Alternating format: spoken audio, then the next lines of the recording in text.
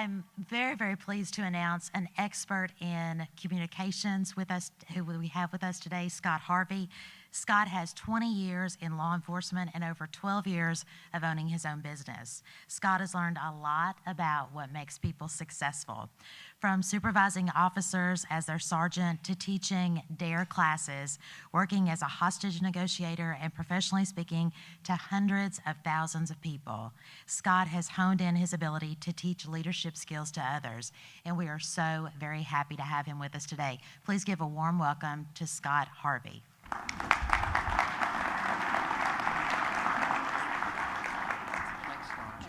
you.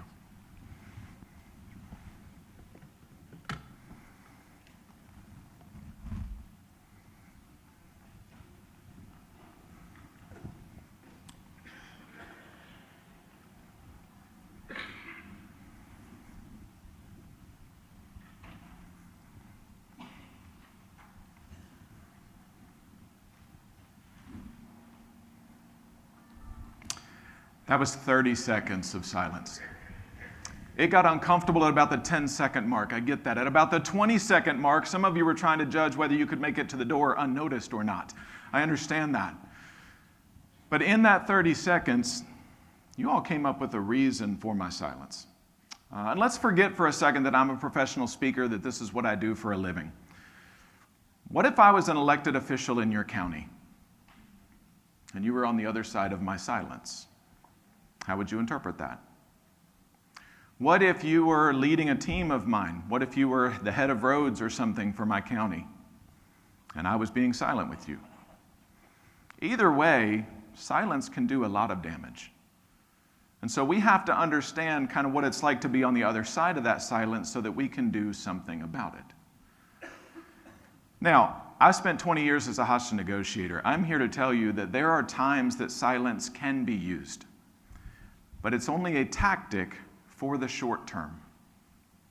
Anybody in here, current or former member of the military? Raise your hand for me. Let's give them a round of applause real quick. Thank you all very, very much. So those people are going to understand the term that I'm getting ready to use. Some of you have heard it. It's a term called radio silence.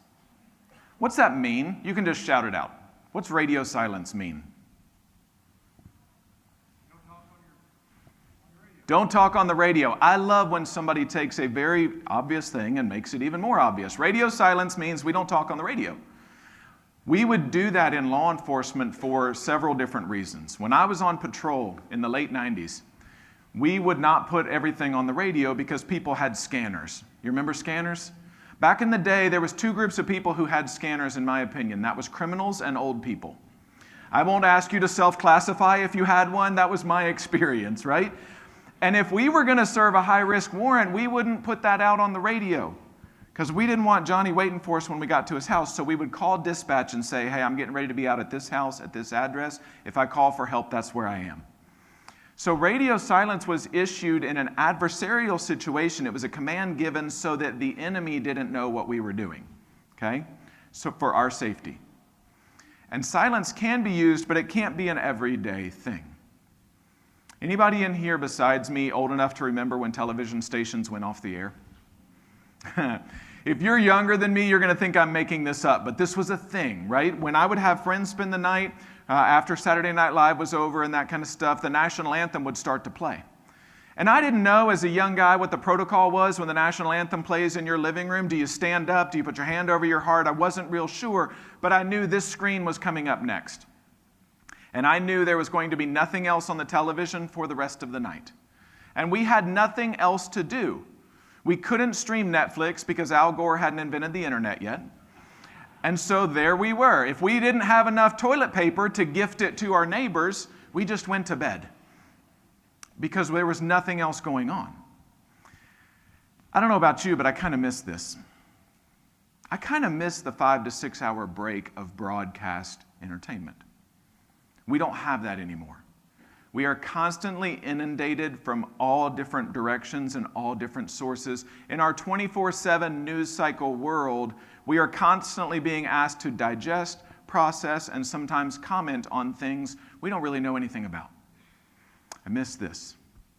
Today, we are always broadcasting. We are always communicating to our coworkers, to our constituents, to our family, always. And we need to be aware of what we're communicating, because silence without rapport feels like we don't care every time. Okay? I did this last year at a women's conference in Bowling Green, Kentucky, and when I started with my 30 seconds of silence, about 20 seconds in, 350 women started applauding for me because they just wanted to encourage me. I'm not making any connections between your level of empathy and theirs, but yours is lacking a little bit, right? In that silence, they wanted me to succeed. They wanted to make me successful, and so they did what they could to fill that silence. But silence without rapport feels like we don't care. When I was negotiating one night with a guy who was threatening to blow up his apartment, said he had a bomb and he was going to blow up the apartment, I was actually the secondary negotiator that night. The primary negotiator was on the phone. I was keeping records of the conversations. I was interviewing family members. I was doing all of the behind-the-scenes stuff. And after about 2 hours of negotiations, our primary negotiator just became silent for about 20 seconds. And after 20 seconds, the guy on the other end said, "Buddy, are you okay?" Which was huge for us as a negotiator. That told us two things. One, he probably wasn't planning on dying that night. Probably not going to blow himself up, because if he was, he's not concerned about us. But secondly, and more important to us, is his question to us showed that we had built some level of rapport with this gentleman. He knew in our 2-hour conversation that being silent for 20 seconds was out of character for us. And so he asked if he was okay. When you are silent, when you are communicating with somebody, especially when you are silent, they will put you in one of two categories. Your lack of communication will go into one of two categories. They'll either classify it as a dispositional attribution or a situational attribution. They don't know these terms, but when I describe these two buckets, you will understand what they mean. Dispositional attribution. Let's say I emailed you, and you are not emailing me back. I am sitting on the other end of this silent conversation thinking, maybe I'm not that important. Maybe if I'm on your team, maybe I'm getting ready to be fired. Or you just don't care about me. Maybe you're just a jerk. Maybe you're clearly way too busy to talk to the little old me. And those are the conversations that I start having to make sense of the silence that I'm receiving from you. Here's the problem. In reality, the problem is actually a situational attribution error. Meaning, you got my email, probably, like I get most of my emails on this. You read the email and you said, that is too important for me to reply back with my thumbs. That's too much typing. The old people in the room understand this, right? I would rather get back to a computer where I can use all of my fingers, type a much more thought out response, and the young people are in the room are like, why would you do that? Because our thumbs are not as agile as yours. You have evolved to a point where you can send emails very quickly through a phone. We can't. So we wait till we get back to the computer.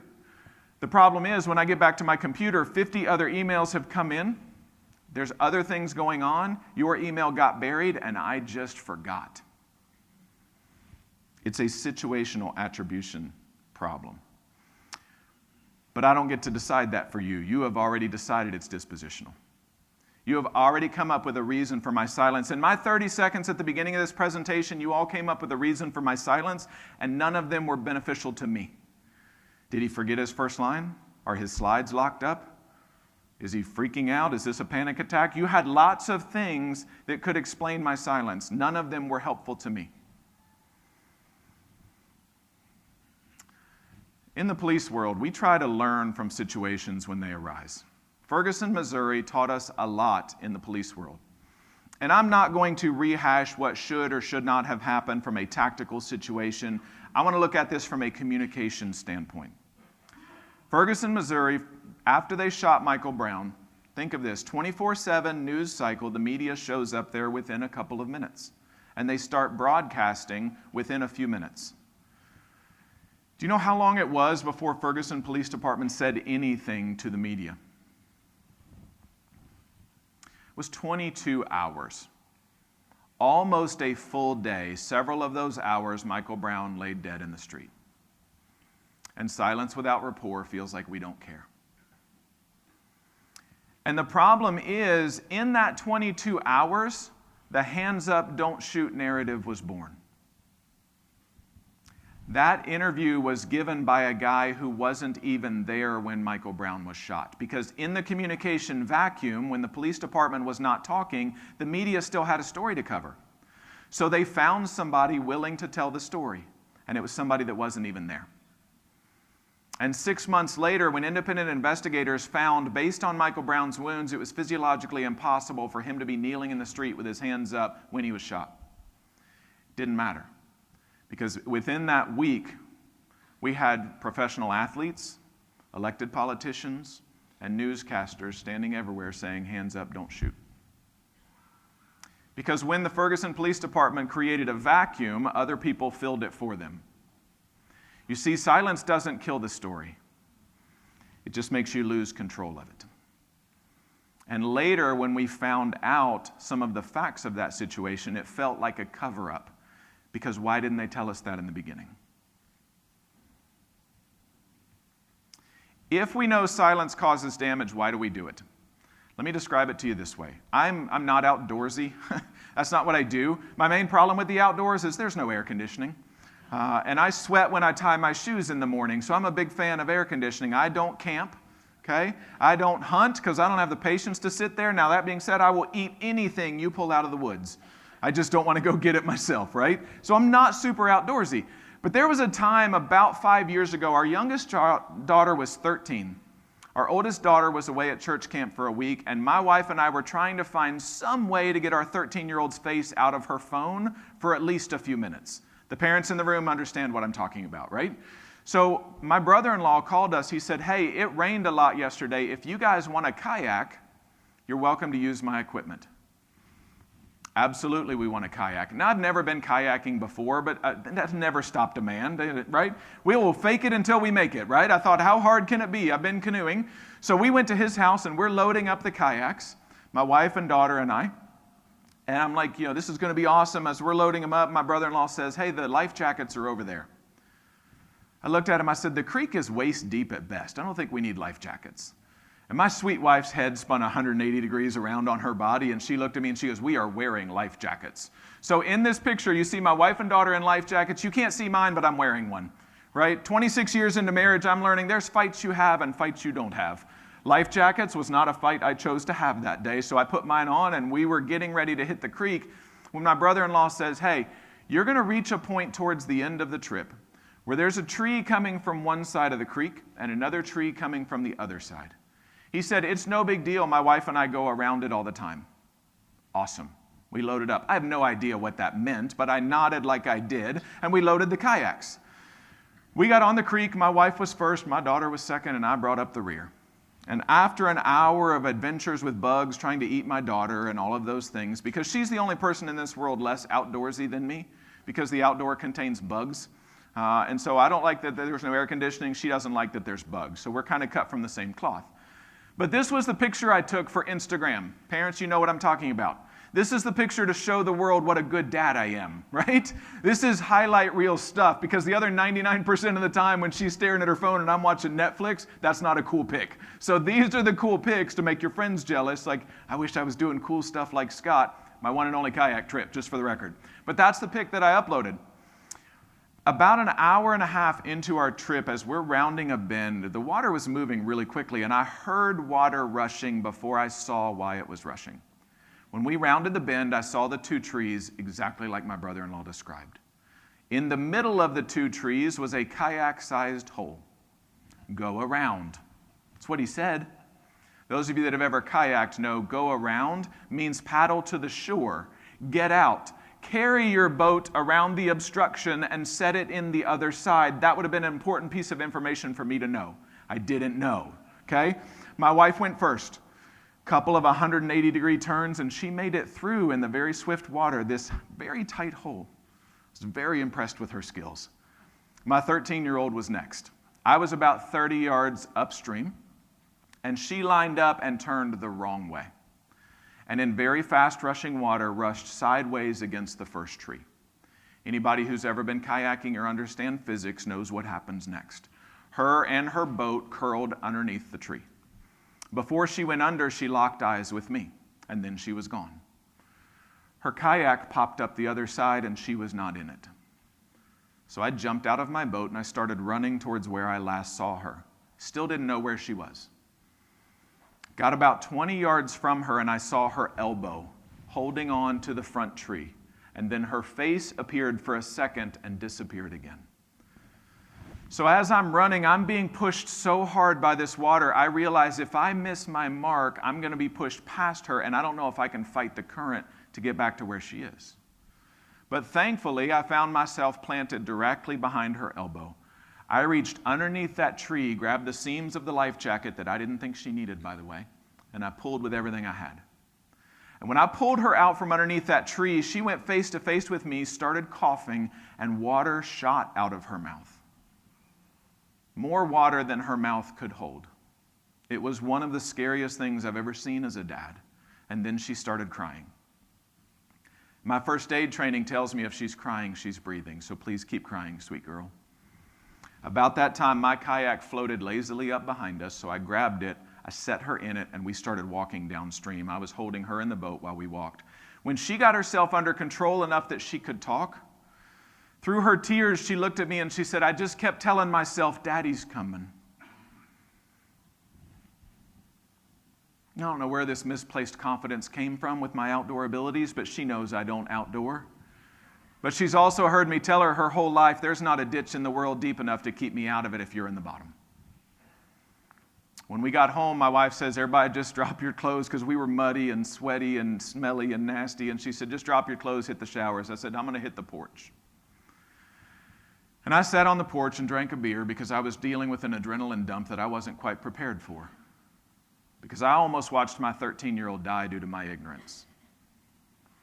But as I sat on that porch, I realized the only reason she was in danger is when her whole world turned upside down, she grabbed the first safe thing she could find, the tree. It felt very solid, very strong, enough to support her. But as soon as she grabbed on, the water pushed her feet out from under her and pushed her head underwater. If she would have not grabbed the tree, she would have popped out the other side, stood up, and had been a different story. The only injuries she had was some cuts and scrapes from the tree, because she held onto that tree tighter than she's held anything in her life in her panic. We do that too. When our world turns upside down, when there is a crisis in our county, we hold on to the first strong thing we can find, and that's being silent. And we say no comment and things like that. And silence without rapport feels like we don't care. And the harder we hold on to that silence, the more we struggle to breathe, but we can't let go. Because we're more afraid of what's on the other side of the obstacle than the obstacle itself.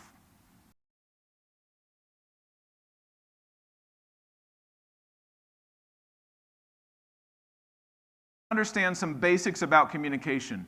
When you are communicating today, your message, 7% of it is in your words. You're like, well, what's the rest? I'm so glad you asked. 38% is in your tone, how you say what you say. The other 55% is in your body language. Okay? You don't believe me? Let's say you're having such a great time at this conference tomorrow. When it's time to go home, you text your significant other at the house and you say, I'm going to stay over Friday night too. Going to go out with my new friends here. We're having a great time. I'll see you sometime on Saturday. And that's the text message you get back. What's that mean? The women in the room are laughing and the men are like, it means that's great. No, it doesn't. This is a trap. Be very careful here, okay? Because if you were in the same room with them and you told them this, they might look at you and go, that's great. Or they might look at you and go, that's great. Two very different messages, the same two words. So be very, very careful how you communicate today, because in a text-heavy world where we are just texting, emailing, social media posting, all that stuff, we're getting about 7% of the message. If you've ever had somebody mad at you about a text you sent or a social media post you did, and you can't figure out why, ask them to read it back to you. Because you typed it in your mental tone. When they read it back to you in their tone, it will be very obvious why they were offended. Most of our message is not in our words. So what gets in the way of effective communication today? First thing and foremost is stress. Good news is, over the last few years, we haven't had a whole lot to stress about, have we? Like, we haven't had to reinvent a new way to do elections or teach kids or get logistical stuff to people. Now, it's been pretty cool, right? Or not. Stress makes it super difficult for us to communicate. Most valuable thing I ever learned as a negotiator is the teeter-totter analogy. That's why that picture is up here. Because in everybody's brain is a teeter-totter. On one side of that teeter-totter is emotion. I don't care what that emotion is. Fear, frustration, anger, joy, stress. It's on one side of the teeter-totter. On the other side is logic and reason. So, when emotions get high, logic and reason goes down every time. If emotions are high enough, we are not physiologically capable of having a logical discussion. Our brain won't let it happen. When I was on the phone with somebody as a negotiator, my first hour was them yelling at me, cussing me, threatening my family, and I let them do it. I let them yell, scream, vent, because if I can get that emotion to start coming down, logic and reason will naturally re-enter the discussion. This is why your spouse or significant other has come home from a horrible day at work, and they're going on and on about this problem they had with this person, and you spit out a very logical solution to their problem, and they blow right past it. And about 2 hours later, they'll come to you with your solution and claim it as their own. They heard it subconsciously, they just couldn't process it until the emotions come back down. I know most people don't come to you when things are going great. I get that. I was a cop for 20 years. Nobody ever called us to say, I'm having a great day. Would you please come over and talk to me and celebrate with me? We didn't get those calls, right? We got calls with people where their emotions were through the roof and logic and reason were low. So what did I do? I let them talk. I let them vent. I let them yell if they need to, cry if you need to, because that's the best way to get emotions down and logic and reason back up. And you may need a timeout.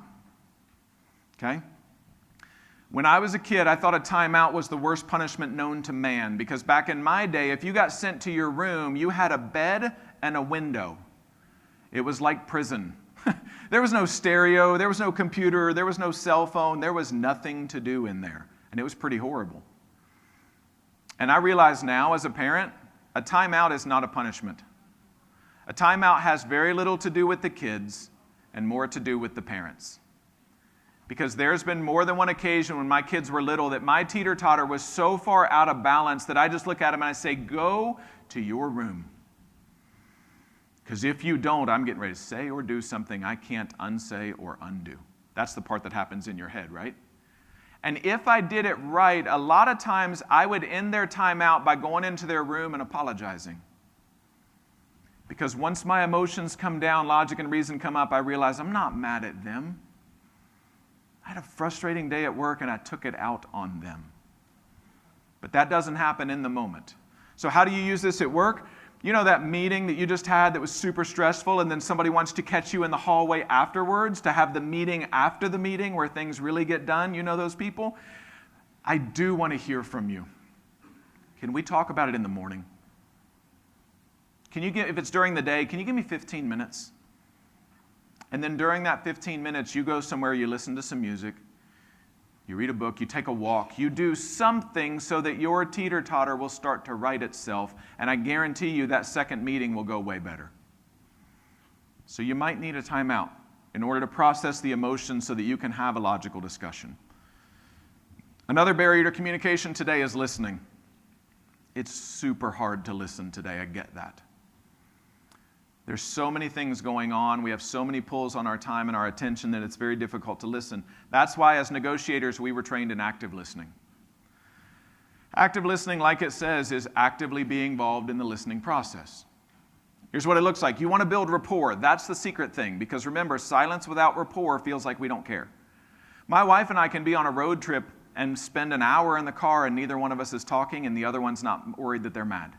Because we have such a level of rapport, we understand when silence is a problem and when it's not. So we want to build rapport with people, so we do that by paraphrasing back to them what they said. Not word for word, but it does two things. One, it forces you to listen. You cannot paraphrase back unless you were listening. And two, it allows them to process what they said. Because if they're an external processor like me, the first few sentences out of their mouth is not the problem. And if you repeat those back to me and you say, what I hear you saying is this and this, is that true? I'm like, that's not the problem at all, and then I will go on. You will help me get to the problem if you're paraphrasing back to me. You're also doing things like giving minimal encouragers. Some of you have been doing that this morning. You're smiling, you're nodding, you're laughing appropriately. You're telling me that you're listening, and that's important. You're asking open-ended questions. When my kids were younger, if I got to pick them up from school, like the conversation was the same. How was school? Fine. What'd you do? Nothing. Right? And you're like, well, tomorrow you'll be here for 7 hours. Maybe you'll do something tomorrow, right? And I know they were doing well. They had great friends, killing it on the volleyball court, good grades, no problem. So I didn't really push the issue. But I will tell you this, if you're getting bad answers, you're probably asking bad questions. What's a better question? What was the most surprising thing that happened at school today? What shocked you about today? What was your favorite part about today? Those are better questions. And those will lead to better answers. If you are in a meeting and you are asking questions and you are not getting answers, you're probably asking poor questions. And then you can emotionally label, help them emotionally label. Be very careful with this. This is Jedi mind trick level communication stuff, and it can go wrong if you're not careful, okay? Meaning, if you want to make somebody angry, tell them how they feel. That's how you do it, right? So what do I do in this situation? I tell somebody who is distraught, angry, I say something like, that sounds like that was frustrating for you. Because the qualifying word sounds like gives them an out. It's not frustrating, I'm angry. I can see where that would make you angry. Let's talk about how we solve this for you. Because once I get them to label the emotions, I have now moved them from the lizard brain to the cognition part of their brain. Until they know what they're feeling, they are in fight or flight response. Once they label it, they've done research on this, it's fascinating. Once they label the emotion, it moves out of the threat part of their brain. And they can have a much more logical conversation. And then at the end, we're disclosing similar experiences. Do not do this in the beginning. This requires rapport. Okay? Because you have likely solved this problem for other people in your county more than once. Honestly, they don't care about that in the beginning. They want to be heard. They want to feel like somebody listened and cared. And then they want to hear about what might work to solve their problem. Build the rapport before you solve the problem. The other barrier to communication today is fear. We live in a world that is quick to cancel, okay? Quick to cause you issues if you say the wrong thing. And so it shuts down communication. And I need somebody willing to help me out for the next 30 seconds or so. And just for clarity's sake, I'm just going to come right down here to this young lady down here in the green. Tell me your name. Amanda. Amanda, they're going to run a microphone to you, and I'm going to tell you what you're going to do. You can stay right there. Everybody in the back was like, this is why you get here early, to get the seats in the back, right? So you don't become part of the show. Amanda, I chose her because I could tell she's a great communicator. And Amanda, I'm going to put a slide up here, and from your seat, your job is to describe the slide. There's your microphone. Describe the slide as if the people in here cannot see it, okay? You're just going to paint a word picture of what you see on there, Amanda. Here's the catch. My job, Amanda, is to make sure you don't get canceled today. My job is to make sure you don't say something that's going to cause Will Smith to come out of the audience and smack you because he's offended, okay? Do you understand the rules, Amanda? My job is to keep you from saying the wrong thing. So you're just going to describe this slide as if the other people can't see it. Oh, wow. What do you see? Speak into the mic, Amanda, so people can hear you. An elderly gentleman. Elderly, Amanda, be careful with elderly. Older than who? Older than me? Older than you? We don't want to offend most of the people in this room if we say elderly. He's definitely younger than I am. He's definitely younger than you. Oh, he. Oh, do we know it's a he? I don't see preferred pronouns up there anywhere, Amanda. Make sure we're not misgendering somebody here today. That's very true. Carry on, Amanda. You're on thin ice, but I trust you. I'm going with a kind gentleman. A kind gentleman again, but I'll go with kind. Oh, I'm going to sit down because I'm getting weak in the knees here, Amanda. But carry on. I'll go with kind. I'm just going to have to go with gentleman on this one. Okay, it's your funeral. Maybe he's a farmer or a cowboy, perhaps. Why is that, Amanda? The hat. The hat. Give Amanda a hand for helping me out. Thank you very much, Amanda. You can hand the microphone back. I will tell you this. I know we're done with this exercise when we start talking about the hat, because that's the safest thing in the picture. And here's what bothers me about this, and I set Amanda up for failure. There was no way she could have done this appropriately, and she did an amazing job. But I will tell you this is how our brains work today.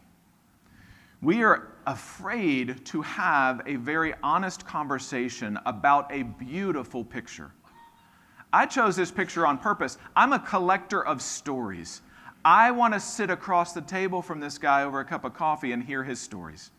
And I'll say guy until he tells me otherwise, and then I'll call him whatever he wants me to call him. I'm not bothered by that. But I want to hear his stories because the look on his face tells me he's had a hard life, but the smile lines around his eyes tell me he's made the most of it. And I want to hear your stories. In all of my years and tens of thousands of people doing this exercise with me, nobody has ever tried to describe his skin. And that's unfortunate, but that is a hot button issue today. If he was missing at the place we're at today, could we find him based on Amanda's description? Probably not, because I shut her down before she could adequately describe him. But we're so afraid of saying the wrong thing that we end up saying nothing. And in my experience, the more we tap dance around something in an attempt to not offend somebody, the more offensive it becomes. I see no problem saying he's dark complected. Okay? Because here's what I know about skin color. It describes you, it does not define you. And if you describe me to somebody else, you're going to say things like that, and I'm not offended because you're actually trying to describe me and be honest about it. How does this play out today in the workplace? We are going to have uncomfortable, awkward conversations with people. That's what leaders do. That's what you're paid to do. So I have no problem with you sitting down with somebody saying, this is going to be awkward. But I want to make sure that you are as successful as you can possibly be. So if I say something wrong, please tell me. Know my heart on this. I'm trying to help you. I'm not trying to offend you. Please correct me. And you can have some very beautiful conversations if you just kind of lay it out. Say, this is probably going to be awkward, but we'll both be better on the other side of it. Dave Ramsey says, to be unclear is to be unkind, and that's one of my favorite quotes of his. It feels like we're being kind when we don't course correct people on our team. That's not that big a deal. You know, I can do it. I can come up behind them and clean it up. I mean, they're such a good person. I don't want to offend them. So what do? We don't course correct them. And then after 6 months of them being uncorrected, we're to a point where they are not getting with the program, and we consider firing them because we didn't have clear conversations with them about what winning looks like. That's on us. You're paid to have uncomfortable conversations. And actually, that's the kindest thing you can do. The nicest thing you can do to people on your team is set very clear expectations and hold them accountable to those. If they want to succeed in their job, that's the best thing you can do for them. So, if we're going to communicate, what's the best ways? First and foremost, face-to-face. I'm so glad we're back to having in-person conferences. I did some virtual ones. They were terrible. They just were. This is where change happens, being in the room. Okay? Who's that? Anybody know? Garth Brooks. I'm so sad for those of you that didn't know that immediately because he is the best live entertainer ever to walk the planet Earth. Some of you are like, what about Taylor Swift? She learned from Garth, okay? He was selling out stadiums before she could walk, okay? That's who we're talking about here. The best live performer I've ever seen. And we first saw him in 1998, my wife and I. He came to Rupp Arena. It was ridiculous. It was such a good show that when he came back in 2014, we bought tickets again. 16 years later, not only did we buy tickets for us, we bought them for my in-laws. My mother and father-in-law went with us. When we got to Rupp Arena, these were our seats. That's back before they had seat backs in the upper arena. You know, when you needed mountain climbing gear to get to the top of the upper arena, and if you fell over, you tumbled until you died, okay? It's that steep in the upper arena. But I didn't care. I was in the room, and that's all that mattered. And so I was there. We were there about an hour early. That's how I roll. I got here about 8 o'clock this morning. If you weren't here before then, you missed me. But I'm just early by nature, right? So we're sitting there, my wife and I and her parents, and we're just talking. And this guy dressed in black starts hoofing it up the stairs of the upper arena, and I'm just an extrovert, so I started encouraging him. I'm like, you can do it. You're almost there. Come on. And he sits right behind us to catch his breath. And I strike up a conversation, and we talk for 20 minutes about his job. He's like, I got to take these speakers down. We set up in Minneapolis tomorrow. The logistics of that was blowing my brain, so I was just learning all about it.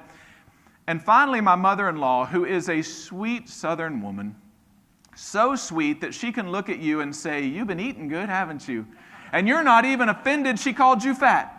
You're like, I have. Thank you for noticing, because she doesn't mean it as a put down. She's like, good for you, honey. Like, that's the kind of woman she is. She finally looked at this guy. She goes, I want to know how you get those seats down there. He goes, you do? She said, yeah. He said, you take these 4 seats and you go sit in the second row. There's audio on this, Drake. That's where we watched the Garth Brooks show from that night.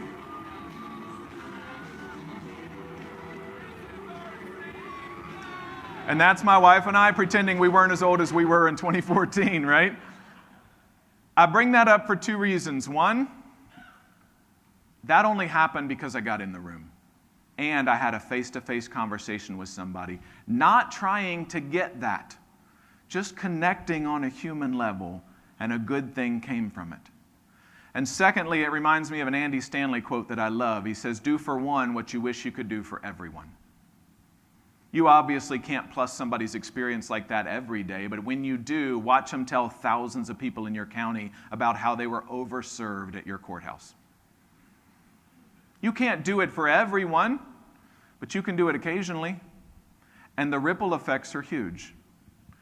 I learned that day you can't buy the first 2 rows of the Garth Brooks concert. If you pay $1,000, you can sit in the 3rd row, but what they learned is if you pay $1,000, you will sit, and you will watch the show. When you are gifted seats you don't deserve, you don't sit the whole night, and it is a party from beginning to end. And it was awesome. So do for one what you wish you could do for everyone, and more importantly, get in the room. Because these sessions are great, but the magic happens in the hallways and at lunch and at the mixers when you are connecting with people and finding out, you know what, the problems I have in my county are just like the problems they've had, and they're kind of on the other side of them. If you can't get in the room, get on the telephone, old school style, have a voice-to-voice conversation, because at least then you're getting tone. You're getting more than 7%. You're up at about 45% if you're also getting tone. You can't always get in the room with people, but pick up the phone. If it's an important conversation, pick up the phone and have a conversation voice to voice. But also be very careful. We carry our phones 24/7. Most of you are in charge where you go, which means it is always on your brain. And people are calling you at all hours of the night because you want to serve and you've given them your number, and I'm okay with that. But not everybody on your team signed up for that. So when something occurs to you at 11 o'clock at night and you got to check with the streets guy or you got to check with the electric guy or whatever, set yourself a reminder for the morning. How do you do that? You just pick up your phone and you say, Siri, remind me at 9 in the morning to check with Jim about that thing. Then when you check with Jim, you walk up to him and say, Jim, I thought about this at 11 o'clock last night. I didn't want to bother you while you were at home, so I wanted to ask you about it this morning. That communicates to Jim that you respect his time, that he's not at work. Because if you text him, you have pulled him out of husband mode, out of dad mode, and you've brought him into work mode. And research tells us it'll take him 15 to 30 minutes to get back into whatever mode he was in before you bothered him. And you think it's just a few seconds. It's not. Okay? And you can put it out of your brain because your phone is now thinking for you and will remind you at 9 in the morning to ask Jim about that thing. You can now clear up brain space for you. Use your phone to help you do stuff like that. We also communicate with print. I use this slide on purpose because when this is how print was distributed, when every word was set by hand, every letter, every punctuation point was set by hand, I promise you people were much more intentional about the wording that they used. And 5 or 6 people proofread it before it went out to anybody. Today, I can send a text message without taking my eyes off the road. I'm not thinking about those words, I'm just responding. And sometimes those words can come back to bite me. Your phone is discoverable a lot of times if it gets bad enough. So your emails, your text messages, those things are discoverable if they need to be. We need to be very careful about the words we use. And some of you are like, well, it couldn't have been more clear. I put it in writing.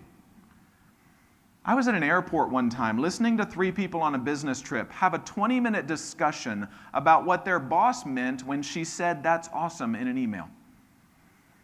Because the one person said, well, she said that's awesome, and the other person said, well, in a meeting the other day, she said that's awesome, and she didn't mean that's awesome. 3 people, 20 minutes each. By my public school math, that's an hour of productivity time lost.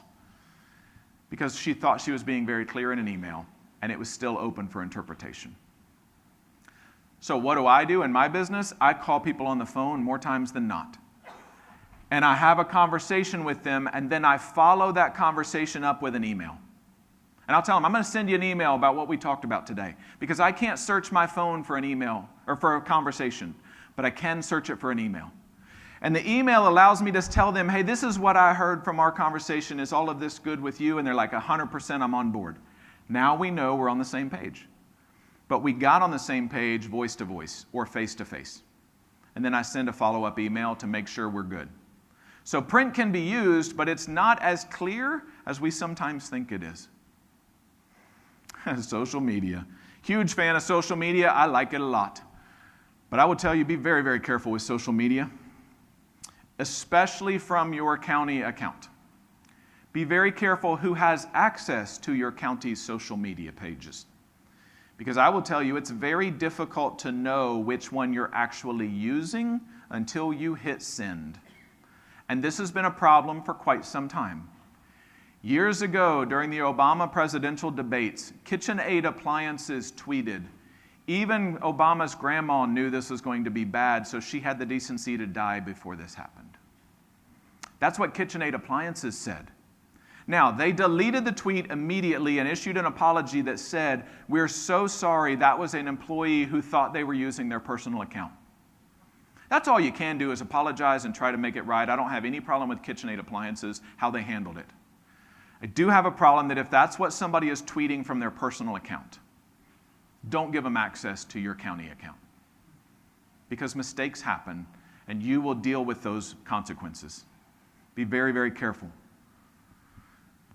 And gone are the days of, this is my personal account. Things posted here do not reflect on my employer, as this gentleman will show us. Let me set up this video before I hit play. A few years ago, Chick-fil-A's president said something that made him unpopular with a portion of our population. So they planned a nationwide protest. They told people to go through Chick-fil-A drive-thrus on a certain day and order only a free water. Because they thought if Chick-fil-A gives away enough free waters, it'll affect their profits, and their protest will be heard in their corporate office. I have no problem with this plan. Chick-fil-A can quit giving out free water anytime they choose to. But this guy on his way to work made a video of his trip to get his free water, and he shared it with his friends on his social media. Check it out. Well, I'm waiting in line. I'm next in line. I'm pretty excited about my free water. I also see like a group of 30 college-age students over there. I'm wondering if they're doing a sit-in. I'm so excited I might just join them. But let's see what happens with my free water, and I think I might just say a few words too. Let's see. It's been a long line. There's a long line of cars too. I don't know if you can see, but it's, you know, people have to have their Chick-fil-A anti-gay breakfast sandwich. Always tastes better when it's full of hate. Yeah, love it. Come on, I want my free water. Come on. I really hope those students over there are going to do a sit-in. I think they are. It just makes sense.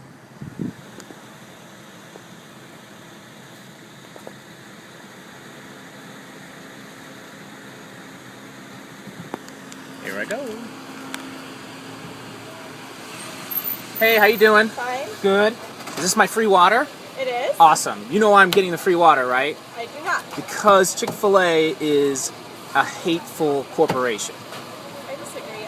I know, we but don't treat any of our customers differently. We don't. I know, but discriminate but the entirely. corporation gives money to hate groups. Hate groups. Just because people want to kiss another guy. Sorry? I have to stay neutral on this subject. My personal beliefs No, I shouldn't be in the understand. workplace. Yeah, I believe that too. I don't believe Yeah. corporations should be giving money to I'm hateful really uncomfortable groups. that you're videotaping. Totally understand. I'll take my water. Okay. It's my pleasure to serve you always. Oh yeah, of course. I'm glad that I can take a little bit of money from Chick-fil-A and maybe less money to hate groups. Well, Have a great day. We're always happy to serve every I don't know all of our how guests. you live with yourself Anything you and need. work here. I don't understand it. This is a horrible corporation with horrible values. We're here to You serve deserve in better. any way that you need. You deserve better. Rachel deserves better. Okay? Well, I hope you have a really nice day. I will. I just did something really good. I feel purposeful. Thank you so much. Have a good day. Okay. I'm a nice guy, by the way, and I'm You totally are. heterosexual. I'm not a gay in me. I just can't stand the hate, you know? It gotta stop. It's gotta stop, guys. Well, Stand up. Have a nice day. All right. See you guys. So on his way to work, feeling purposeful, with an imbalanced teeter-totter, he sent this video to his friends on the internet, who sent it to their friends, who sent it to their friends. I first saw it on the national news. This is not a celebrity. This is a dad on his way to work one morning that made a video, and he put it on the social media, and he made the news by the week's end. And I watched the news for another 2 weeks for the follow-up story that they never did. So I did my own research, and I found that the guy in the car is actually Adam Smith, Chief Financial Officer of Vante. Vante is a multi-million-dollar medical equipment sales company. He is head of the finances until he makes the national news. Because when he did, they fired him and released this statement that I won't read to you, but I'll summarize it. It basically says, if you want to work for Vante and disagree with people, that's fine. We just expect you to be nice. They basically told their CFO, we expect you to act more like Rachel, the drive-thru employee, who was nice to somebody who was difficult to be nice to. And I can only assume that Adam Smith has never been to a Chick-fil-A, because I've been to them all over the country, and they're remarkably the same. The 14-year-old that takes my orders at most Chick-fil-A's is an abnormal 14-year-old. Why do I say that? Because they are making eye contact, having conversations with adults. It is not awkward. Their hair is combed, their shirts are tucked in, and there's not a cell phone to be seen anywhere. I don't know where Chick-fil-A finds all these respectful teenagers. I suspect they're raising them on ranches with boneless chickens. And when their restaurants run out of chickens and workers, they load the trucks up, everybody gets back to work, right? Like every time I'm at a Chick-fil-A, I'm like, you're my new BFF. Like, we're just going to hang out when you're off shift. What time are you done? Like, those are the things that I do at Chick-fil-A. So if you want to pick a fight, don't go to Chick-fil-A. They won't fight you, okay? But all joking aside, his wife and kids lost their only source of income because he made a video on his way to work. And he showed up on a blog I follow 3 years later that said he's still looking for a job. Because you know this, when somebody applies for work, you Google them. When you Google Adam Smith, his video fills the first page of Google. And the sad thing is, the second video he made that week will not appear on your Google search. If it is, it's on page 2 or 3. Some of you are like, there's a second page? There is. You've just never been there, okay? But his second video that week is a 15-minute tear-filled apology directed towards Rachel, and I believe him. Because he said things on that video like, I was a big jerk, you were super kind, you deserved better, and I'm very sorry. I've seen myself back on video and been less than thrilled with how I handled a situation, and I have apologized to people. I just didn't make the national news with my poor choices like he did. So we have to be very, very careful. When you are on your personal account, that will affect your job. It just will. And when I show this to people, they're like, what about freedom of speech? That's a beautiful thing. What Adam Smith said is protected speech, which means he was not criminally charged. That's what that means. What he said is not illegal. But his private employer was well within their rights to fire somebody that didn't represent their company's values. Other ways we can communicate. Your local media should be your best friend. Some of you are like, but they're not. Okay, fix it. The only way you establish a relationship with people is you communicate with them. That's how you do it. Like, they don't like me. They don't know you. Send press releases weekly. Some of you are like, well, they won't cover it. That's not the point. You are in communication with them. You are open book. They can read all about what you're doing in your county, and they want to know this. And you're like, well, they never cover it. I know, because the Cats played, or there was a tornado, or something happened that preempted your story. But one of these days, they're going to call you on a release you did, and you're going to be like, that's not even a story. It's a slow news day. Invite them in, tell them the cool things you're doing, and watch public opinion grow. That's free, by the way. You don't get to determine what they cover. You're sending communication their way so that when you have a crisis, you can send them a release that says, we are dealing with this. I can't go into details today, but as soon as I can, I will let you know. You're making deposits in a bucket that you might have to withdraw from someday.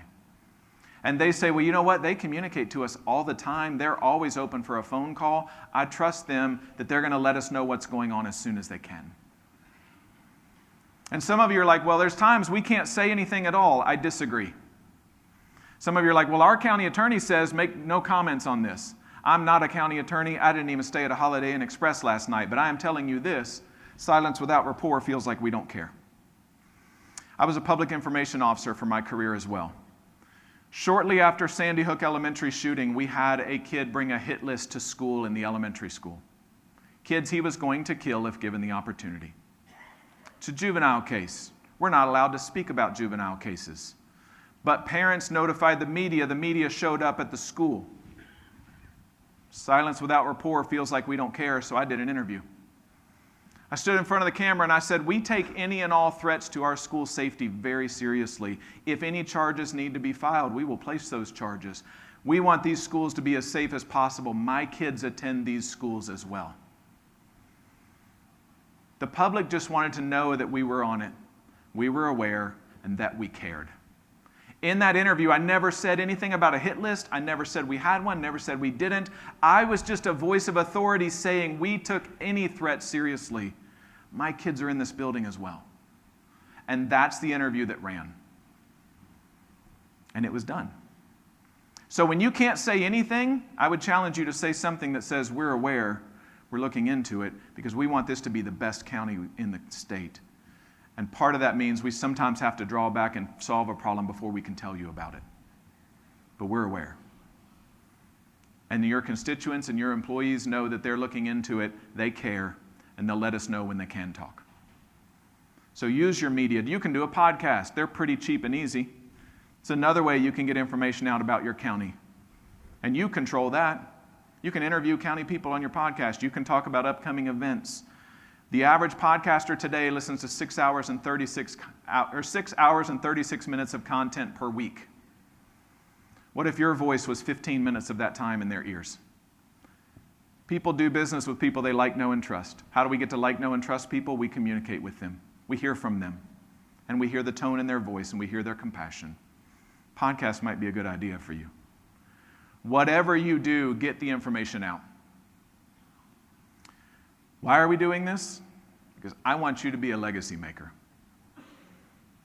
I want you to be the difference maker in your county. I want you to be the one they come to when it's a difficult situation.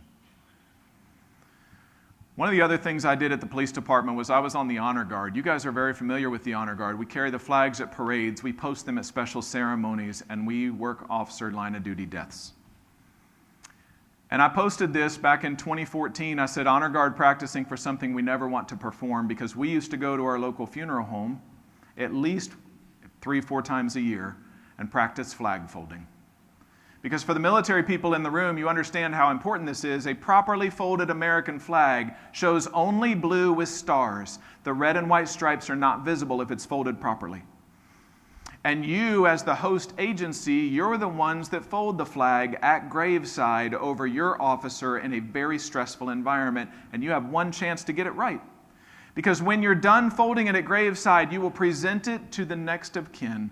They will take it home, put it behind glass, display it on the mantle for generations to come. It is a very high stress, very meticulous task, and so we practiced till our hands were sore because we wanted to get it right. And we hadn't had a line of duty death since 1941, but we knew statistically it was a possibility, and so we practiced. The guy at the head of the casket in this picture is Burke Rhodes, a military police officer, a friend of mine. He always was the head of the flag folding because he was former military, and Burke knew how to crease things. Like, he knew how to get things done by the book. About a year after I took this picture, Burke kissed his wife and kids and got in his cruiser and started heading to training. And on a foggy day, a car came out of a side road, hit the back end of his cruiser, and sent him sliding into oncoming traffic. The SUV that hit his passenger door hit it so hard that later on when I saw the car, I couldn't even find the passenger seat. I didn't know this had happened. I was sitting at the office getting ready to go teach DARE, and my supervisor called me. He said, "Hey, Burke's been in a wreck. Can you go to the hospital and sit with his wife until he's able to talk to her and that kind of stuff?" I said, "Sure." So I went up to the hospital in Lexington here. When I got there, I wasn't prepared to see 20 or 30 doctors and nurses scrambling around Burke's bed. About that time, I stepped off to the side because I'm no help in that situation, and I saw Melissa walk in, so I just kind of grabbed her, and we went into a side room. And we were talking about Burke, and she said, "I guarantee you that knucklehead was driving the speed limit, hands at 10 and 2, eyes forward, because that's who Burke is." I said, "I guarantee you that's what he was doing. If there was a rule, he's going to follow it." And I was sitting with Melissa when the doctors came in and told her that they weren't able to save her husband. She looked at me and she said, "God, Scott, my kids are on the way. Friends have picked them up from school." She had 3 kids, the oldest in middle school. She says, "I don't know what to do." I said, "I don't either, but I'll sit with you if you want me to." And she said, "Please do." So we sat there. When her kids came in, I was there when she told them that their dad didn't survive a wreck that morning. And she asked me to be in the room when the doctors got him cleaned up enough that they could see him one more time before he left the hospital. It was a horrible day. And it got worse, because before I left the hospital, my boss came to me and said, "We want you to be the family liaison for the rest of this experience." I was trained in this, but I didn't want to do it. I was trained to help the family plan a funeral. I was trained to be there to comfort. I was trained to do all the things he was asking me to do, but I wanted to say no, because I was struggling to breathe myself. But at that point, I couldn't. So I said, "It'd be my honor to do this." So the next morning, Melissa and I were at the funeral home planning a funeral that's going to be attended by a couple thousand people and live streamed around the world. We had some requests we made of the funeral home that they said, "We can't do that." I said, "Yes, we can." And we figured it out. We got everything taken care of. The hardest part for me was at graveside. After we successfully folded a flag and presented it to Melissa, and my job for the day was done, I stepped off to the side, and my oldest daughter, who was 15 at the time, came up to me and just kind of fell into my arms crying. Because she knew Burke. She knows his kids, and she knows that her dad wears the same uniform as him, and she knows she hadn't seen me much for the past 3 or 4 days because I was with them, but she also knew in the back of her mind that had it been me, Burke would have been at my house. And I know why I was tasked with this job, because my boss was a former hostage negotiator. And he knew I would ask open-ended questions. He knew I would help emotionally label. He knew that I would get done what needs to get done. And a year later, when we added Burke's name to the Law Enforcement Memorial in D.C., I flew with Melissa and the kids. My family flew separate, and the rest of the police department drove up and joined us. And I did national news interviews in Washington, D.C., telling Burke's story. And I've asked Melissa's permission to share his story, and she said, "God, Scott, that's the only way he survives. Please tell his story." And I'm telling you this because I want you to be the person they come to when it's bad. Because you're going to understand the importance of communicating your way through that crisis and not shutting it down. Everything in me wanted to shut it down, but Burke's a good guy with a good family who deserved me putting aside what I wanted to do, instead doing what I had been trained to do. And I got news for you. As soon as I let go of the desire to say no, it sucked, but it washed me downstream to a point where I could stand up, and we planned a great honoring funeral. This is my why. That's my little kayaker there in the red dress. That was her last kayaking trip, by the way. And this picture includes my new son. We gained him in September of last year. By the way, I'm a huge fan of picking up a son at 22 years old. Because I know the dumb things I did before I was 22, and I didn't have to deal with any of that. I got a fully formed man as a son at 22, and I'm a big fan. Okay?